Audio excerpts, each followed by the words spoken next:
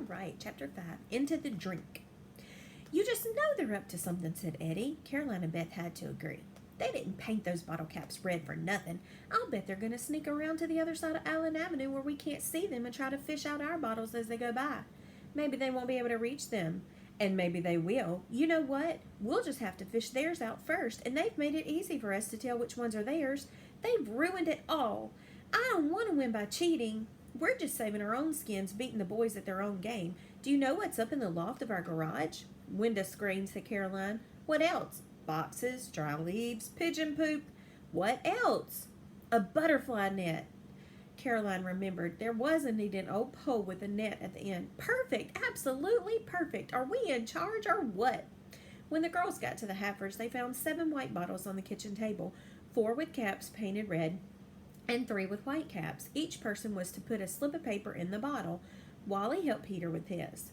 You know, Caroline said, maybe we ought to write a little more on our slips of paper saying how important it is that they call us by the end of April. Otherwise, they might not bother. That seemed a good idea. So there was more writing and erasing. When the girls' messages had been written, rolled, and thrust down into the bottles with the white caps, and the boys' messages had been thrust down into the bottles with the red caps, they exchanged bottles. They turned their backs on each other, and Eddie reached into her jean pocket and pulled out 4 buttons off an old Girl Scout uniform. She dropped 1 button in each of the boys' bottles and put the caps back on. Jake reached into the pocket of his faded denim jacket and pulled out 3 matchbook covers from a Mexican restaurant in Parkersburg. He bent each matchbook cover until it would go through the neck of each of the girls' bottles. Then he put the white caps back on the bottles. When everyone had his or her own bottle back, each screwed on the cap as tightly as possible and sealed it with candle wax. Ready? Said Josh. Ready, said the girls. They put on their jackets again and started up the road outside the Hapford's house, going in opposite directions from the school. College Avenue began downtown by the college and ran out past the Hapfords. The kids decided they would follow the avenue down to where it left the river, and there they would throw the bottles in, then walk back home to the swinging bridge and watch the bottles float by. Wouldn't it be wild if one of our bottles was swept out into the Atlantic and bobbed around for years before anyone found it, said Jake. Wouldn't it be weird if one of us was shipwrecked and one day one of our own bottles washed up on shore? As they followed the road, there were times when they could see the river and times when they couldn't, for it wound and twisted and curved before it came back along the road again. At last they came to the bend in College Avenue where the road left the river for good. The 7 of them left the road and walked along the ground until they were close enough to the water to toss their bottles in. The air had been mild for the past few days, and the kids were warm inside their jackets. Okay, who wants to go first? Asked Eddie. And then, answering her own question, she pulled back her arm and with an underhand pitch sent her bottle sailing out into the middle of the river. The bottle disappeared for a moment, and then they saw the white cap bobbing slowly along the surface, beginning its long journey down the Buckman River, and everyone cheered. Jake and Josh threw next, then Beth, then Wally, then Caroline, and finally Peter. Peter's bottle landed only a few feet from the bank beside an old rubber tire, so Wally reached out with a stick and retrieved it, and Jake threw it again for his brother. Well, there they go, said Josh. Luck be a lady tonight, Jake called. Goodbye, said Caroline. Happy landing, said Beth. May the best bottle win, said Wally. They climbed back up the bank and made their way over to College Avenue again, heading home. When they reached the swinging bridge, Jake said, You know, it's going to take those bottles forever to get here, and we're going to have dinner soon. I don't think I'll wait around to watch them go by. I'm tired, said Peter. I want to go in. Yeah, me too, said Josh. And when the boys began walking up toward their house, Eddie said, We're leaving too. I've got a ton of homework. So have I, said Beth. See ya, they all said. I thought you said you didn't have any homework tonight, Caroline said to Eddie. I don't, but we've got a job to do anyway. Didn't you notice how Jake was trying to make us believe he wasn't interested in watching the bottles go by after all? That's because he doesn't want us to be around when they do. I'll bet they're going to come out later. They know we could see them from up our stairs windows.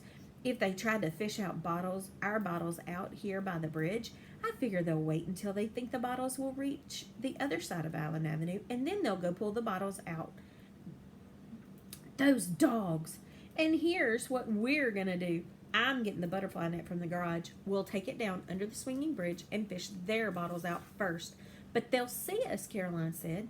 Not if we can get over the bridge first and down the bank on their side. They could see us from their upstairs windows if we try to do it over here, but the bank's steep enough on their side that it will hide us.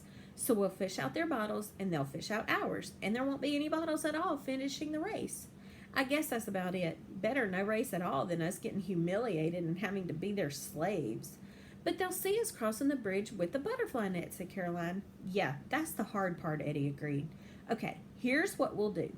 Beth and I will go first, and Caroline, you walk right behind us with the net, hiding it if you can. If we can just make it to the other side, they won't be able to see us anymore from the windows. Now, walk close to me, Beth, so our shoulders touch. And Caroline, try to keep the pole hidden behind us, if you can, as we cross the bridge. As soon as we get to the other side, slide down the bank and out of sight, okay? The three girls went down the footbridge again, Caroline trying to hold the long pole so that it could not be seen from the upstairs window at the Hatford's house. At least the boys were all inside. That was in the girls' favor. Look, I see the bottles. 2 white caps and a red one. Hurry! They reached the other side and went sliding down the muddy bank. Here comes the bottle, said Beth. Give me the pole, Caroline. I'll get it. Ouch! Be careful, Caroline. Give the pole to Beth. Her arms are longer. No, I'll get it, Caroline cried, leaning as far as she could. And then, of course, it happened. Where Caroline was concerned, anything could. She felt her left foot slip, her right foot slide, and with a little shriek, she plunged face first into the river. Chapter 6, Double Cross. Mrs. Hatford was home when the boys reached the house. Peter went inside the kitchen to get a snack. The boys went upstairs. If we go back to the river, I'll bet we'll see those bottles come by, and we can grab the girls' bottles and pull them out. That's cheating, said Wally. I thought this was going to be a real race. I thought you just wanted to bring Eddie down a peg or two. I don't know why you want to punish Beth. Well, if I knew that which bottle was Eddie's, I wouldn't have to take them all. Tell you what, if I pull out either Caroline's or Beth's, I'll toss it back in. How are you going to know which one is which without opening them up? And if you open one up, it won't be waterproof anymore. Tough luck. But how are you going to get them out of the river? They'd make Wally put on Dad's hip-high fishing boots, take the fish net, and wade out in the water. No, this time he would not do it. He simply wouldn't. I'm not going to wade out in the river with Dad's hip boots on and fish net. If you want Eddie's bottle, you have to get it yourself. Okay, don't have a spaz. We'd be nuts to try to fish them out on this side of the river. The girls could see us from their window. If we wait till the bottles go around the bend, the river's shallower on that side. Yeah, but we'd still need Dad's boots and fish net. Where are they? They looked. Wally, where does Dad keep his hip boots and net? The attic. But I'm not going to wade out there and get Eddie's bottle. Okay, just crawl up in the attic for us and find them. We'll cover for you in case Mom wants to know where you are, but hurry. This always happened. Wally always got in trouble because of the twins. The only way to stay out of trouble in the Hatford house was to separate himself from Jake and Josh entirely. He wondered if a 4th grade boy could just walk into the county courthouse and ask for a divorce from his older brothers, a legal paper he could carry around in his pocket that said they weren't related. Jake and Josh went out in the hall and listened at the top of the stairs to be sure no one was coming, then motioned to Wally to open the small door to the attic and climb the narrow stairs. It was dark and cobwebby in the attic. Above Wally's head was a trapdoor leading out the widow's walk, a kind of balcony where a wife of a sea captain would stand, searching the horizon for her husband's ship. Why anyone would build a widow's walk on top of the house in Buckman, West Virginia, Wally didn't know, because the closest a ship had ever come to their town was the Ohio River, which was a long way off. Wally rummaged along the wall, sorting through old hammocks, inner tubes, trunks, and garment bags. Maybe it's in the basement. Maybe it isn't in the attic at all. He went to the little window where the light was better. Maybe the boots were in the bags and boxes piled there. He caught sight of Eddie and Beth coming across the swinging bridge, and their bodies stuck strangely together. But stranger yet, something stuck out behind them that looked as though Eddie had a tail. Wally hurried down. Hey, Eddie's got a tail. What? Where are the boots? What are you talking about? I couldn't find the boots, but I looked out the window and Eddie's coming across the bridge. She's got a tail. The 3 boys ran to the window. There came the girls across the bridge, walking side by side. Didn't I tell you she was a devil? Yeah, but one of the girls has an extra pair of feet, said Josh. That's not a tail, Wally. It's a pole. Somebody's walking behind them carrying a pole. Caroline, said Jake. As the boys watched, they saw the girls glance hurriedly up toward their house as they reached the edge of the bridge and then go slipping and sliding down the bank. What are they up to? Guess, said Jake. Look again. I'll bet anything that's a butterfly net Caroline's got in her hands. Why, those double-crossing cheats! They're going to fish our bottles out of the river. And those red caps we put on our bottles make it easy for them. Our bottles are sitting ducks. Yeah, but we were going to pull theirs out. The three boys started to bolt from the room, but Jake abruptly stopped. Where's Peter? Don't let Peter along. He'd blab like anything. He's in the kitchen with Mom. I can hear him there. Where's Dad? Shouldn't he be home by now? I think he's on duty this evening, said Josh. The boys crept downstairs and put on their jackets, avoiding the second step from the bottom, which creaked if you stepped on it. They opened the door and closed it behind them and started across the bridge.